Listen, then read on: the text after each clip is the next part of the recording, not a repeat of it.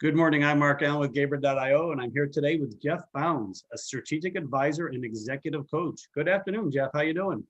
I'm doing fantastic, Mark. I appreciate you having me on today. Well, thanks for joining us today. So to start with, can you share a brief background of yourself and your work experience?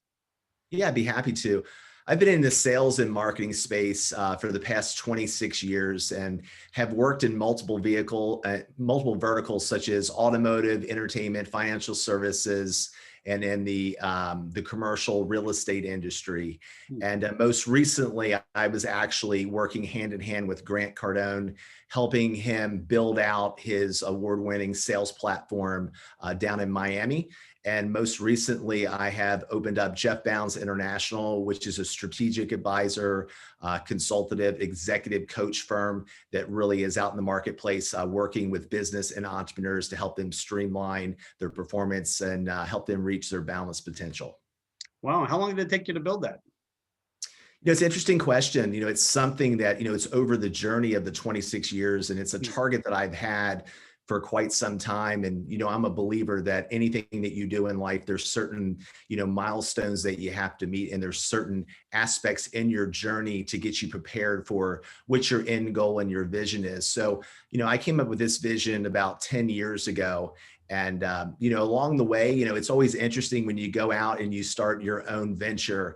There's a lot of companies out there that will reach out, and you end up continually going back and back into the corporate world and getting engaged, because when you're an individual that can come in and be a change agent for an organization, help them be able to streamline, especially in their sales operations, you tend to have a lot of people knocking on your door. But this was the time for me to go out and really provide my services on a wide scale and be able to do what my dream has been. So I'm super thankful for that.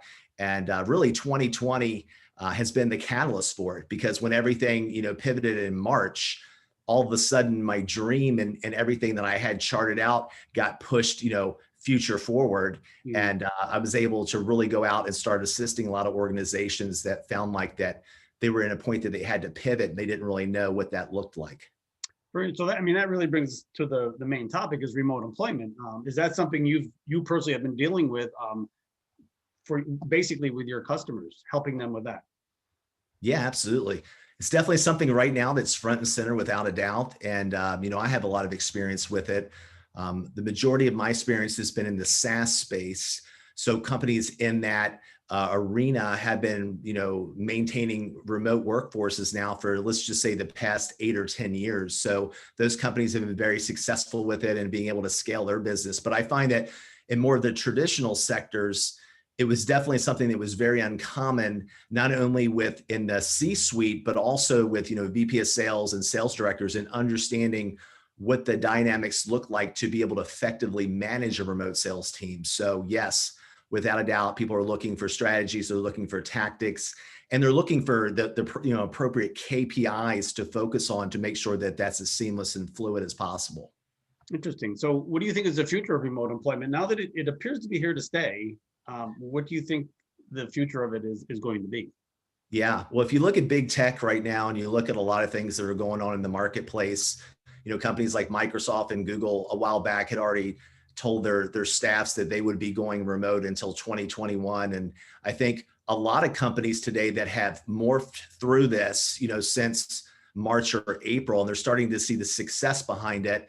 I think they're going to adopt it. I don't think we're going back to the traditional workforce and the brick and mortar that we've been used to seeing in the past. This is definitely something that's going to be here to stay. And I think it's also going to help a lot of organizations, a lot of entrepreneurs, and a lot of consultants like myself really be able to streamline and scale their businesses in a way that they never have before. Yeah, no, I agree with that. I do think there'll be somewhat of a hybrid model for a lot of companies when we go back, because people still want that one-on-one. But I think the one thing we've talked about is for companies, people like yourself, the ability to do your job without having to get on an airplane on a regular basis is a huge advantage, I think.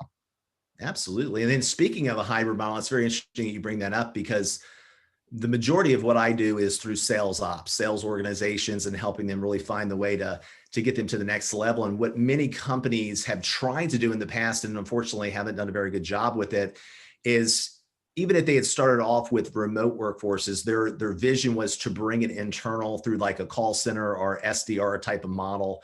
And I've always been a big believer that if you do develop a hybrid model, with the hybrid aspect being the call center internally, wherever the corporate headquarters is, and then being able to scale out and staff out your sales team based on region, that's really, from what I've seen, like the perfect recipe for success and, building a high performance sales team.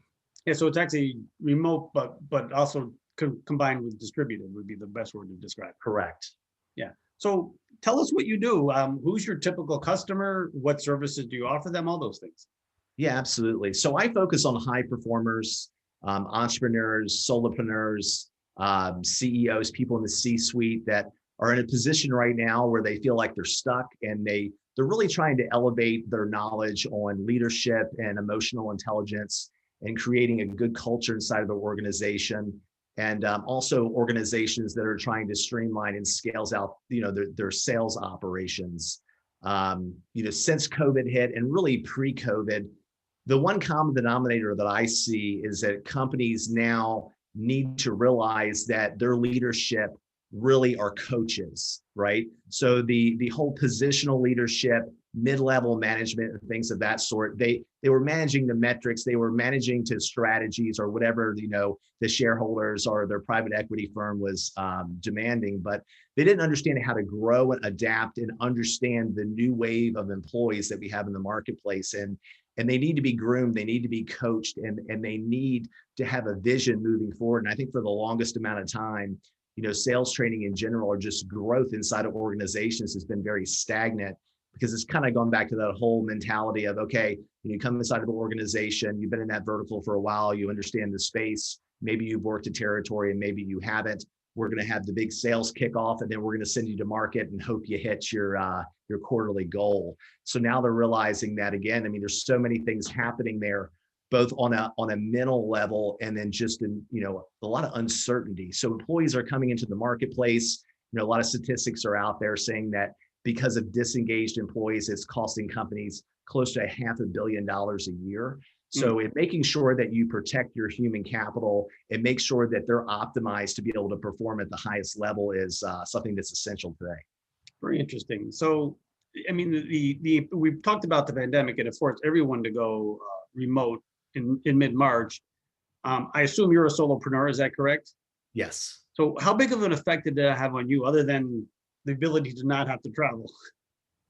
Yeah, honestly, for me, it wasn't something that was new, because, I've been doing it for quite some time and I'm very comfortable with it. I guess one of my strongholds is I'm a very, very good communicator. So I also work with a lot of organizations around communication. I work with them on executive presence. I work with them on how to effectively hold a Zoom meeting, webinars, and being able to put the things together that, before, that maybe their sales team wasn't prepared for. Because like you and I were riffing about a little bit before we jumped on this meeting today, salespeople love the face-to-face interaction. So, listen, at the end of the day, what we're doing right now, we're doing face-to-face. So it's just understanding how to implement that dynamic. And for most people, they're very reluctant to change, and they don't realize that once they're able to get over the barrier, they start to see, wow, this isn't as bad as what I thought it was. And then once they're able to master it, it really helps them to streamline their performance as well. Yeah, no, I agree. It's because I've been doing it for over 10 years also. And it wasn't a big deal. I don't know if you felt the same way, but when COVID first hit and everybody went on to Zoom, I felt like I was technical support for Zoom for a while. I was helping everybody learn Zoom. Were you? Yes. Not only just in the workforce, but, in my family, my network of friends, and everybody else was like, how do you do this thing? And, I remember using this back when it was, WebEx and other mediums out there that were doing, virtual. So it's kind of amazing if you think about it. Sometimes we kind of live, in a tunnel in regard to what's going on and what's happening in the marketplace. But I was actually, frankly, shocked to understand that much of the marketplace really wasn't aware of the leverage of the virtual aspect. So yeah, very interesting. And speaking of that, just a side note, how many of your friends and family thought that having a virtual background was just the coolest thing? Yeah. It's been a lifesaver for many people, because again, it all changed overnight. And unfortunately, Some employees inside of organizations don't have, the ideal, office setup or whatever to look professional in a web meeting. So the green screen started coming out, and all the virtual media, all the virtual backgrounds started to become very popular. And I watched the rise of the Zoom stock in the marketplace. Yeah. So finally, there's companies like Gaper that help develop, build, and scale products. You work with companies of all sizes. So how important do you think that's going to be going forward for SaaS companies who have already really adopted that model, but other companies that haven't quite adopted it yet, the ability to trust someone in a different city, in a different country to handle their software development needs? I mean, I think it's essential. I think that is the definition of a progressive organization. I mean, no matter where you are in the world, if you're bringing expertise to an organization, when I'm consulting or I'm having a conversation, it's like, who can I, plug in today that's going to be able to move this forward? But I think in agencies like yours and others, and wherever they are in the world, because of what we're used to today, maybe before companies would have been hesitant in regards to like plugging you in, but now it's become commonplace. So, it just creates a lot more opportunities for a lot of organizations that before maybe wouldn't be front and center. And then also staffing it out, because before it was quite costly to be able to have a team, traveling, worldwide, nationwide, to be able to go out and offer your services, and being able to do it from the comfort of your office or from your home is literally game changing. It is, and I think it's. I mean, we really do similar things. You just have a different level of a different technical experience, right, or technical expertise than we do, right? It's a similar thing, and I think more and more companies are actually getting used to it and actually like the model, because it's actually more effective and they can grow faster. To be honest with you, if you needed to hire 5 people for a job, for a project, that could take 5 or 6 months. Oh, absolutely. And there was some things that I was reading in the Wall Street Journal just in regard to people in other countries right now being able to have that opportunity that maybe they hadn't had in the past. Maybe they don't have the permission or the appropriate credentials to come over to the United States and be able to get involved in the work. And now we can leverage them worldwide. So I think it's not only something that's fantastic for the United States, but it's really being able to assist people all over the world and really bringing out the creative genius of so many people in this world today that maybe before, again, wouldn't have had the opportunity, previously. Yeah, I agree. Well, Jeff, I want to thank you for your time today. It's been fascinating talking to you, and good luck and happy Thanksgiving. Yeah, likewise. Appreciate it, Mark. And again, appreciate you taking the time today. All right. Have a good day. All right. Bye-bye.